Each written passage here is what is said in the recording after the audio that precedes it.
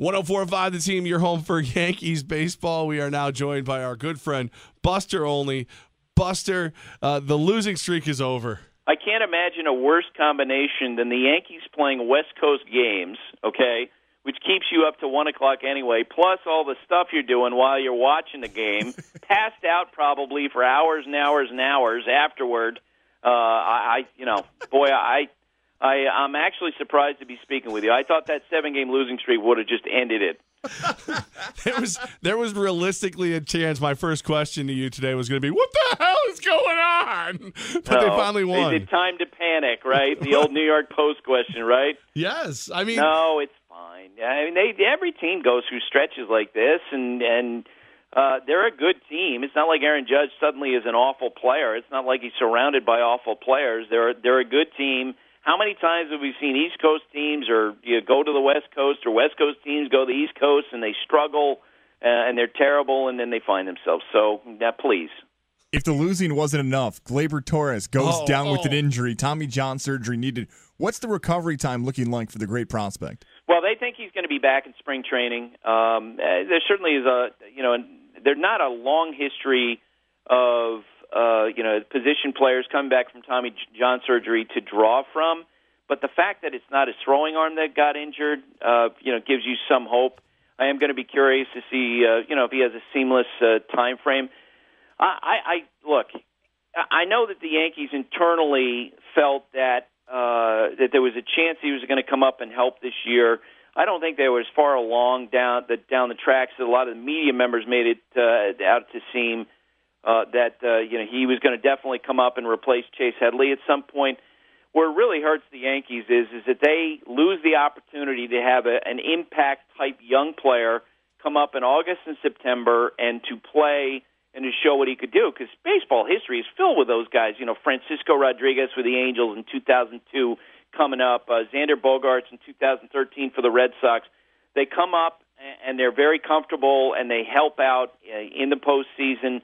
And now a guy with that sort of potential is just not going to be available. Buster, much like many of the baseball greats, I'm superstitious. The day before we get the news, Goz books Tommy John on the show. Is it his fault? Look, there's no doubt about it that a lot of players that would hang on them. I can tell you this, and it doesn't surprise me. You being a former player that you think that way. I honestly think this is that when I go and talk to a player on camera and do an interview with a player on camera, I will follow their results in the week that follows because I know that if they go over for a week, that the odds of me getting them back the next time are definitely diminished. There's no question about it. Adam Lind, I remember doing an interview with him during the winter. He was living in Indiana, and I did this long story about how he's shoveling snow to keep in shape. And he got off to a terrible start. And the whole year I was wondering, my God, what's he going to do the next time I see him? He's going to walk in the other direction because that's how deeply these superstitions are.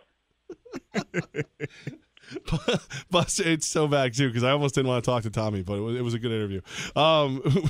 With this going on, now Tyler Clippard looks like he's lost it.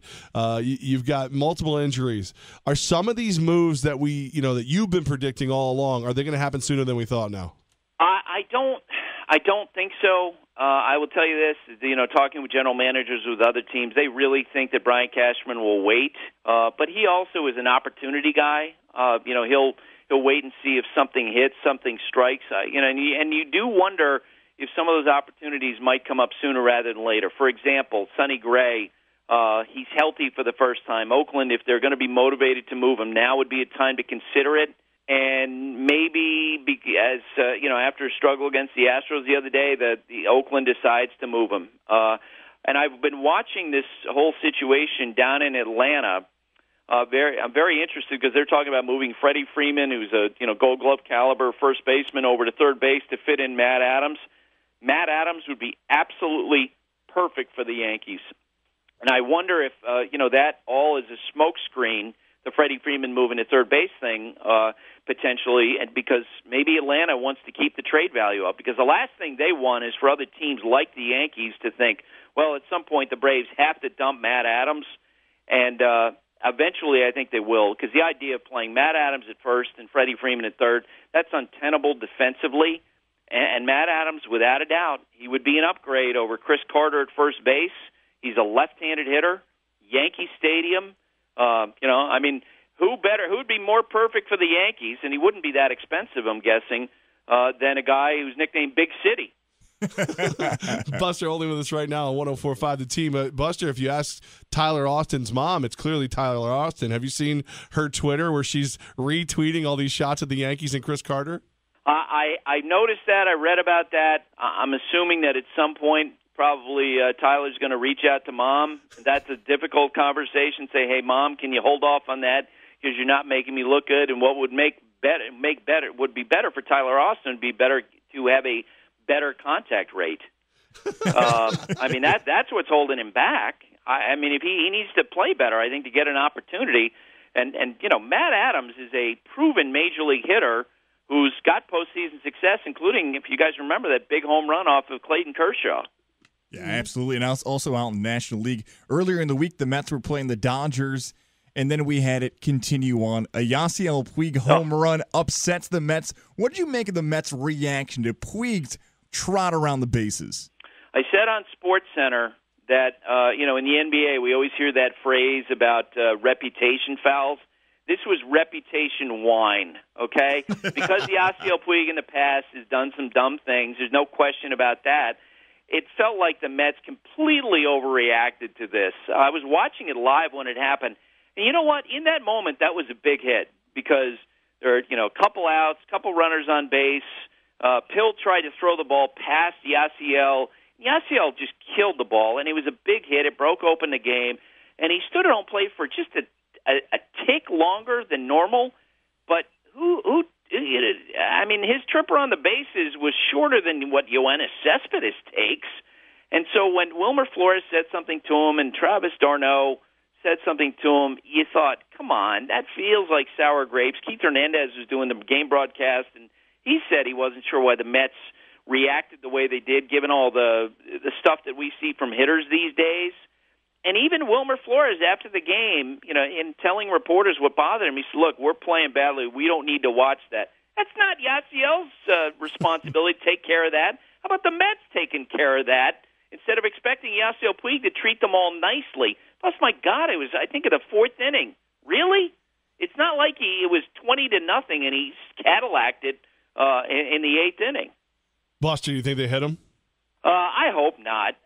We saw finally this week some Major League manager act like a grown-up when Andy Green, was very unhappy with Anthony Rizzo's slide into home plate. And then he told a radio station out in San Diego, look, you can't take the moral high ground by drilling somebody, and what difference does that make? It would make no difference if they hit Puig, but I suspect that you would get a bench-clearing incident when Wilmer Flores was asked about it after the game. He said, I don't know. So I'd certainly, watching tonight's game, eyes wide open. Buster Olney with us right now, 104.5 The Scene. So, Buster, you brought up that play at the plate with Rizzo and then the Gleyber Torres situation. Joe Girardi blames the new rules possibly for that injury. What are we hearing about plays at the plate? Do you think there would be any change? No. Ultimately, the reason why they made the rule change on home plate collisions was to protect catchers. And how many times have you guys seen the last 5 years catchers being carried off the field? Doesn't happen anymore. You don't see devastating injuries to catchers anymore. And, okay, there are definitely some complications.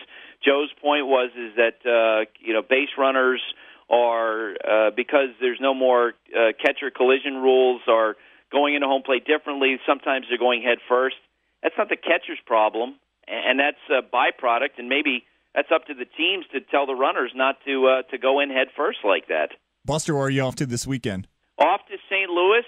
We got the Pirates and Andrew McCutchen playing against. He's red hot lately against the Cardinals in a division that is wide open with the Cubs and the Brewers and the Pirates and the Cardinals all battling. It is the most calming conversation of my week. Buster Olney, he brings me back to reality, and I appreciate you for it. I apologize for my incessant whining. That is absolutely wrong what you just said. The most calming part of the conversation for you during the week is when you got the bottle in the right hand and you're staring into the mirror. You think I like me, Buster? Come on, I'm not. It's maybe the television, but not the mirror. Buster, we love you, brother. Safe travels. See you guys.